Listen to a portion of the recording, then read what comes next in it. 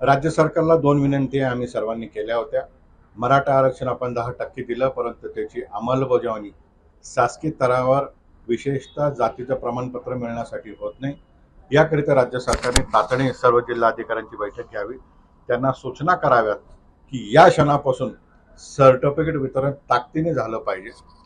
जे अधिकारी याच्यामध्ये पुढे मागे करतील अशांवर कारवाई देखील झाली पाहिजे, ही मागणी आमची आहे।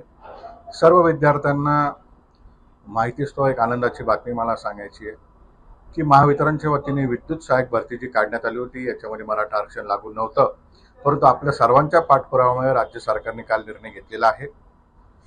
विद्युत सहाय्यक भरती संदर्भात राज्य सरकारने बदल केलेला आहे आणि यामध्ये मुदतवाढ देऊन मराठा आरक्षण लागू केलेलं आहे। त्यामुळे सर्व विद्यार्थ्यांनी याच्यामध्ये भाग घेतला पाहिजे।